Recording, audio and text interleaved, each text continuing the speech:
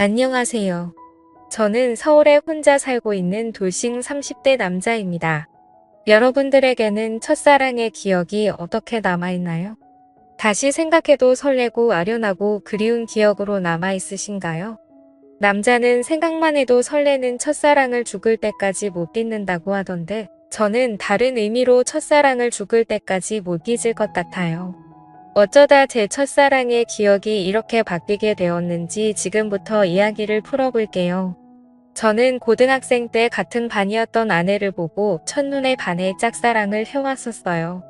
가슴 간질간질거리는 저의 첫사랑이 그렇게 시작된 것이죠.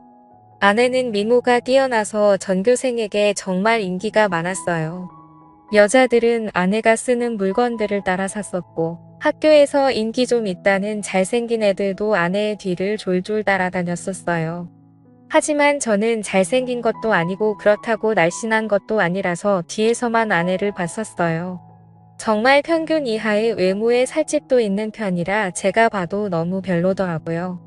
늘 그렇게 뒤에서 아내를 지켜보다가 내가 가는 대학에도 따라 들어가게 됐어요. 아무리 그래도 그 정도까지 하냐고 말하시겠지만 저는 그만큼 아내를 무척이나 좋아했었거든요. 제 세상은 아내에 의해 흘러간다고 볼 수 있었어요. 그렇게 대학을 가서도 혼자 속으로만 좋아하다가 대학 졸업할 때쯤 제가 용기를 내서 아내에게 고백을 했어요. 한이야, 친하지도 않은 내가 이렇게 불러내서 당황했지. 졸업하기 전엔 꼭 너한테 하고 싶은 말이 있어서 불렀어. 나 너 좋아해, 현이야. 나도 알고 있었어. 고등학생 때부터 뒤에서 계속 나만 보던데 어떻게 몰라? 다른 애들은 나랑 얘기 못해서 안달이었는데 넌 끝까지 쳐다만 보더라. 아, 알고 있었어. 다른 애들은 다 잘생기고 이쁜데 난 너무 못생겼잖아. 그래서 너한테 말을 걸 용기가 없어서 그냥 뒤에서 쳐다만 봤어. 차라리 말을 걸지 그랬어. 뒤에서 쳐다만 보면 얼마나 무서운 줄 아니? 장난이야. 오히려 다른 애들과는 다르게 특이해서 자꾸 눈길이 가더라고. 아, 그랬어? 그럼 계속 특이한 애로 남게 오늘도 말 걸지 말 걸 그랬나? 나 근데 정말 너 좋아해.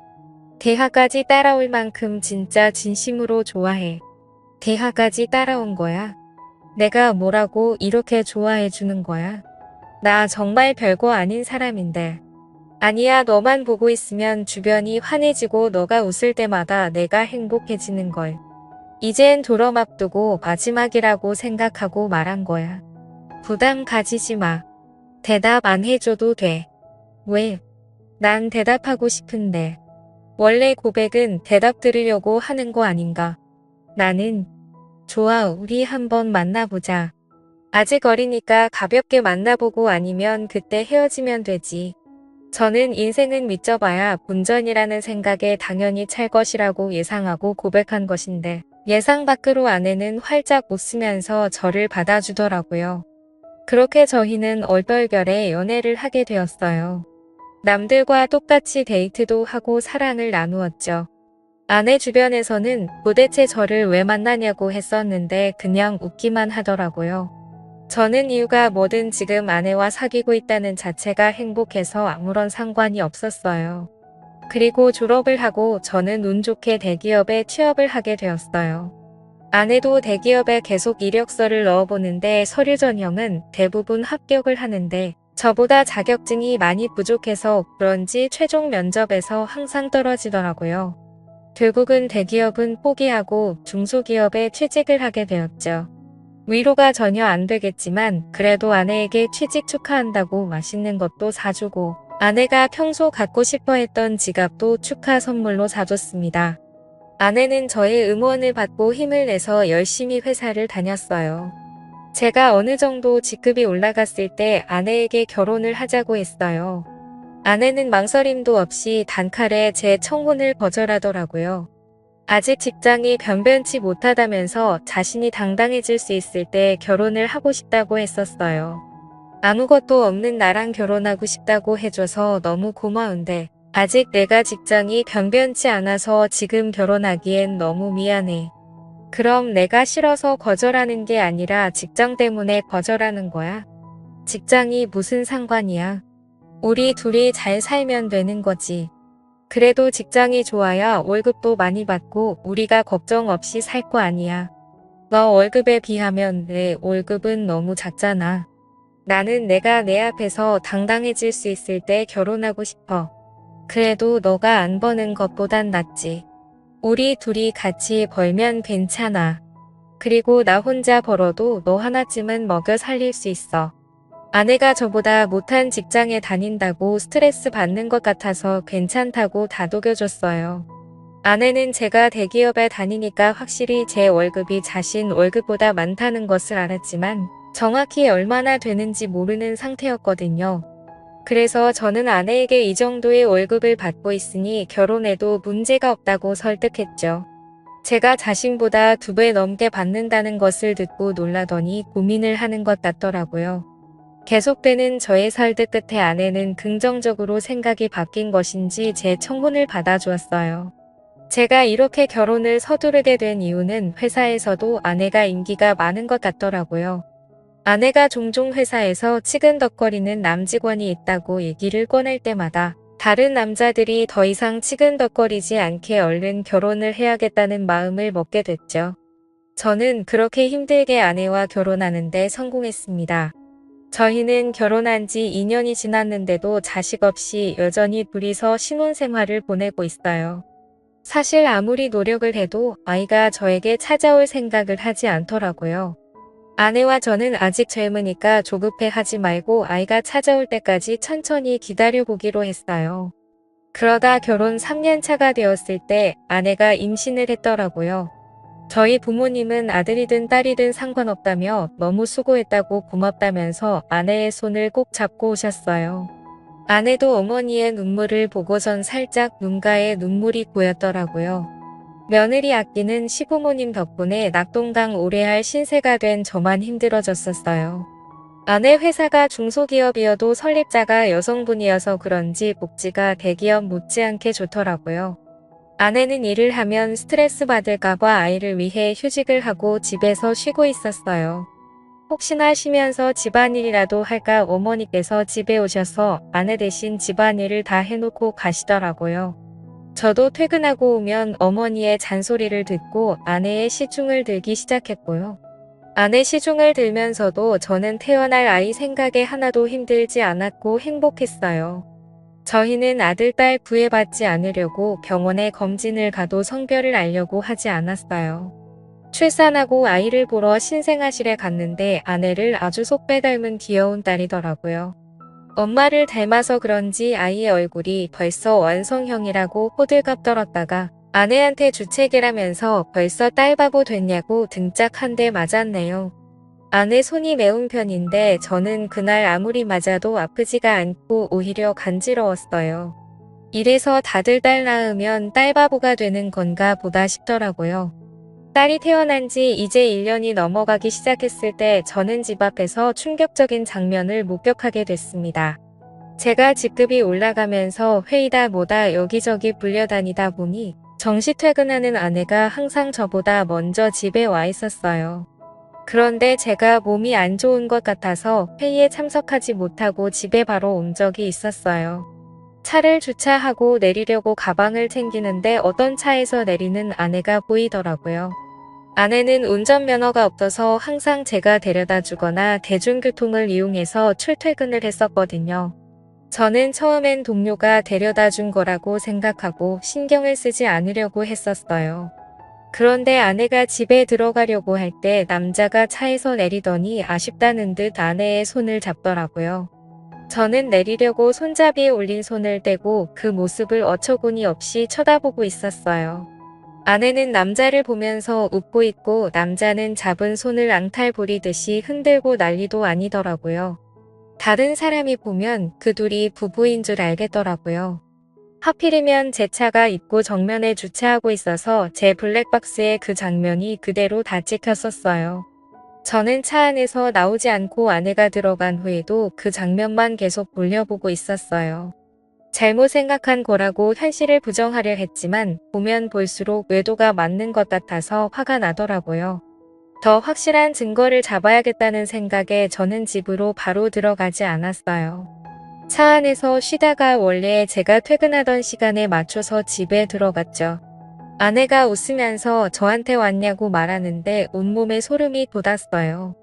저는 아무것도 못 본 사람 마냥 아내에게 평소와 다를 것 없이 똑같이 대했었어요.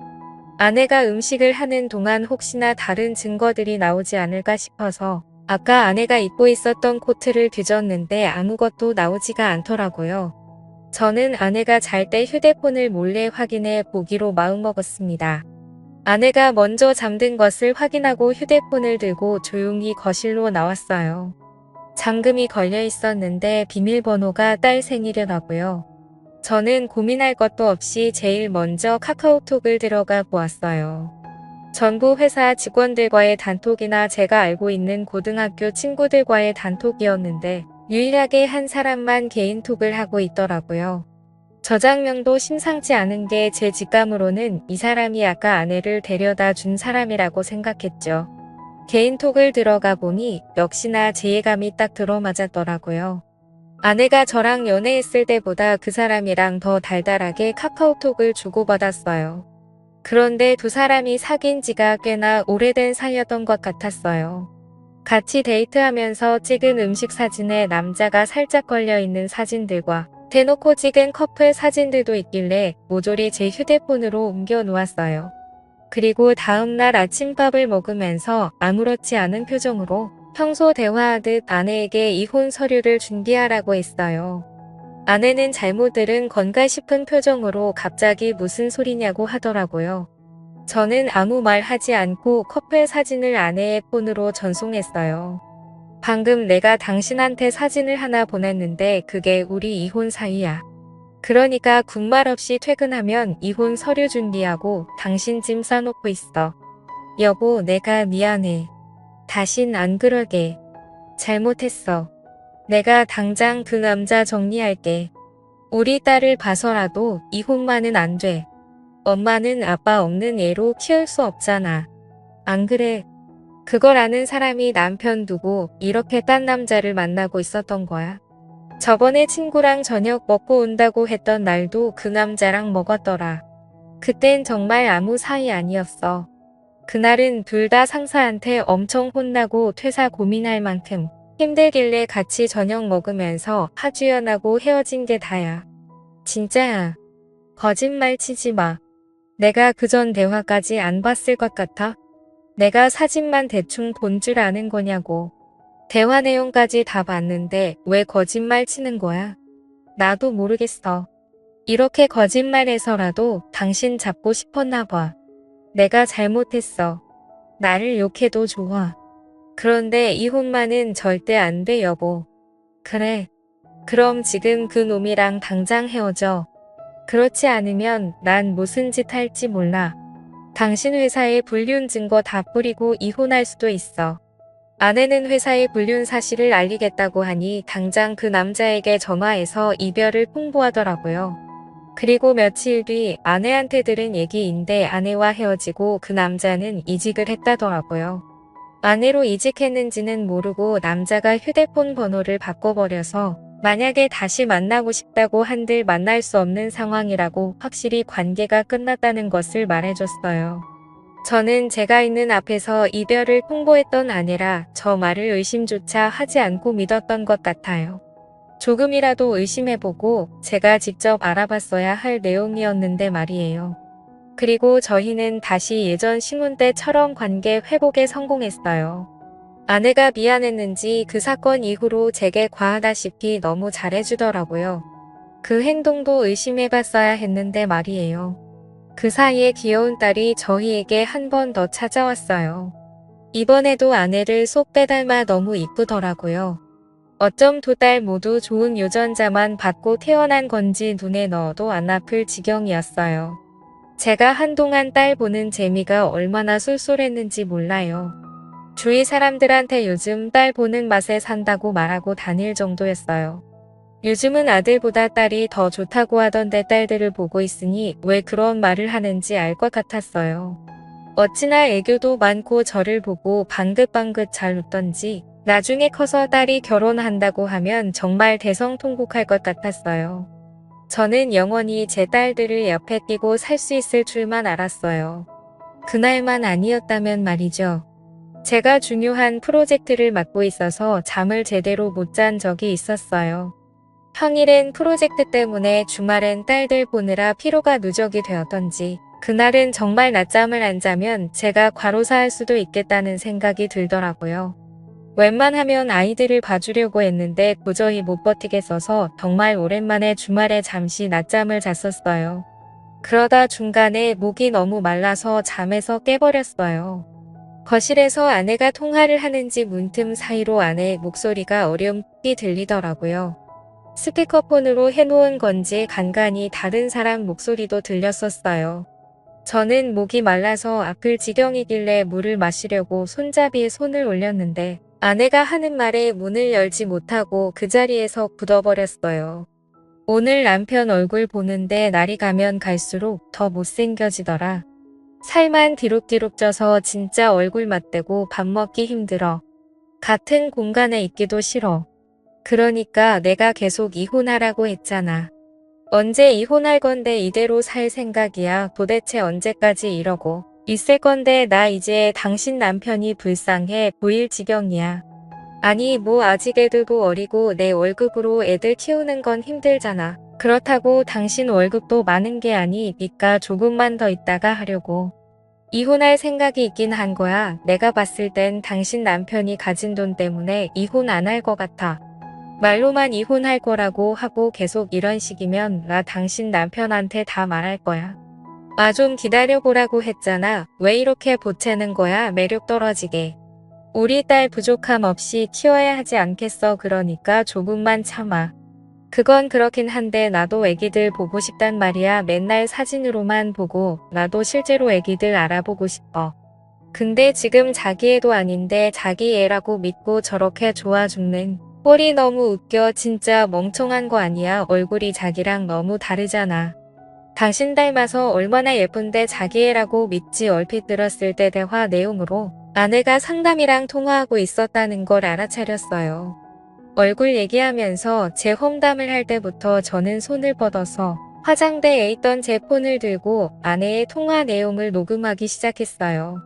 둘이서 오가는 대화들이 정말 갈수록 가관이더라고요.